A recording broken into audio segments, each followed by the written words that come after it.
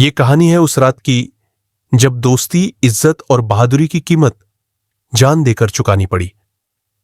मुंबई की चमकती सड़कों पर एक रेस्टोरेंट के बाहर दो दोस्तों ने कुछ ऐसा किया जो बहुतों की हिम्मत नहीं होती।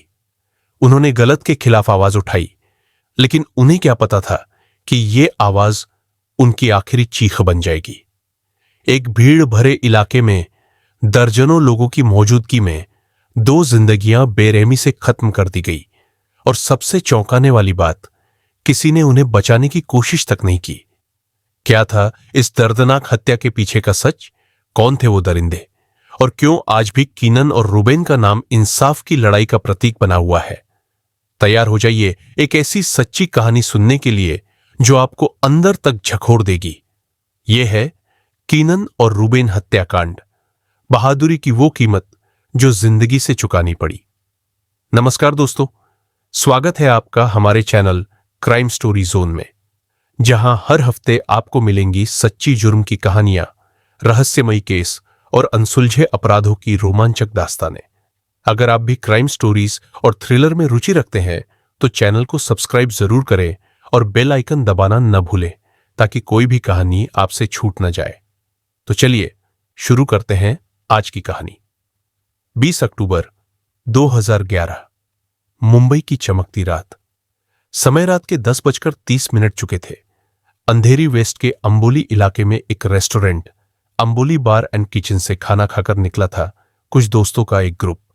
7 दोस्त, 4 लड़के और 3 लड़कियां। सब कुछ सामान्य था। बातचीत हो रही थी, हंसी मजाक चल रहा था। कोई सोच भी नहीं सकता था कि कुछ ही पलों में जिंदगी की सबसे भयानक हकीकत उनके सामने आने वाली है। डिनर के बाद सब लोग पास ही की एक पान की दुकान पर रुके। वहीं खड़े होकर बातें कर ही रहे थे कि 4 लड़कों ने ग्रुप की लड़कियों पर अश्लील कमेंट्स करने शुरू कर दिए। 24 साल के कीनन ने तुरंत इसका विरोध किया। वह चुप रहने वालों में से नहीं था। बात बढ़ी, गर्मा गर्मी हुई, लेकिन वो लड़के वहां से चले गए। सबको लगा बात वहीं खत्म हो गई, पर असली खतरा तो अभी बाकी था। करीब 15 से 20 मिनट बाद वही लड़के लौटे। इस बार अकेले नहीं, बल्कि करीब 20 लोगों की भीड़ के साथ। उनके हाथों में डंडे थे, चाकू थे, और चेहरों पर खून बहाने की नीयत साफ झलक रही थी। उन्होंने बिना कुछ कहे सीधे हमला कर दिया।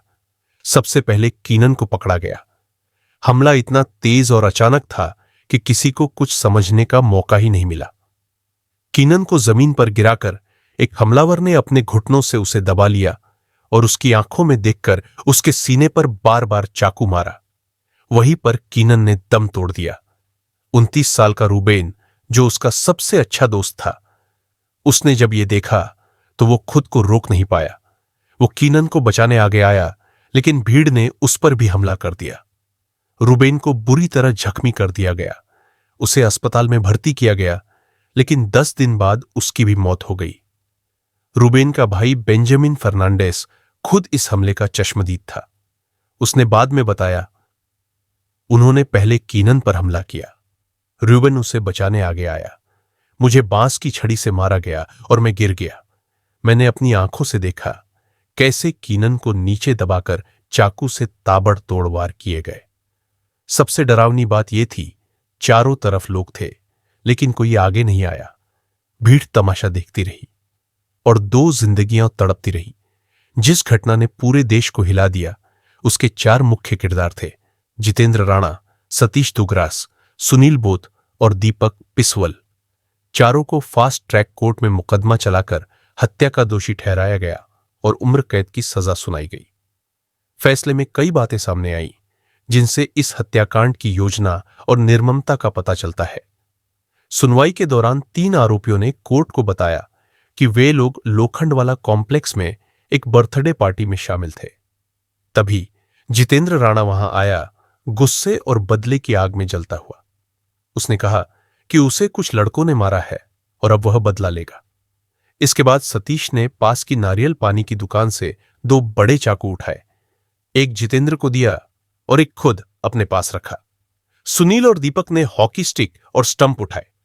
ये एक सोच समझकर किया गया हमला था, जिसमें नफरत, मर्दानगी के झूठे घमंड और हिंसा की मानसिकता खुलकर दिखती है। चारों सीधे वहां पहुंचे जहां कीनन और उसके दोस्त खड़े थे। कीनन पर चाकुओं से ताबड़तोड़ वार किए गए। वह गिर गया, तड़पता रहा, लेकिन कोई मदद के लिए आगे नहीं आया। एक वेटर को छोड़कर उस वक्त पास के रेस्तरां में मौजूद 20 से 25 लोगों में से किसी ने हस्तक्षेप नहीं किया। रूबेन, जो कीनन को बचाने के लिए आगे आया, उस पर भी हमला किया गया। वह गंभीर रूप से घायल हो गया और अस्पताल में 10 दिन जिंदगी से लड़ता रहा, लेकिन हार गया। यह सिर्फ एक हत्या नहीं थी, यह समाज की चुप्पी, सिस्टम की सुस्ती और इंसानियत के खो जाने की कहानी थी। जब फैसला आया तब कोर्ट की विशेष जज वृषाली जैन ने चारों दोषियों को उम्र कैद की सजा सुनाई। यह फैसला कीनन और रूबन के लिए इंसाफ की पहली सीढ़ी था, लेकिन कीनन के पिता वेलेरियन सांटोस की बात ने सबको सोचने पर मजबूर कर दिया। उन्होंने कहा, काफी दर्द सहने के बाद वो फैसला आया जो हम चाहते थे। मैं फैसले से खुश हूं। उन्हें अपनी जिंदगी का हर पल कीनन और रूबन के बारे में सोचते हुए बिताना चाहिए। लेकिन सफर यहीं खत्म नहीं हुआ है।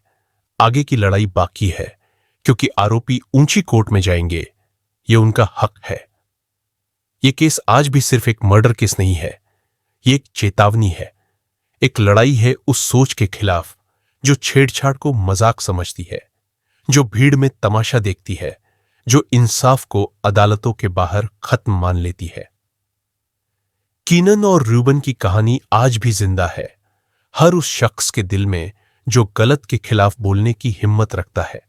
लेकिन सवाल यही है, आप देख रहे थे क्राइम स्टोरी जोन, जहां हर कहानी जुर्म की सच्चाई को उजागर करती है। ये सिर्फ घटनाएं नहीं है, ये वो कड़वे सच है जो अक्सर समाज की चुप्पी में दबा दिए जाते हैं।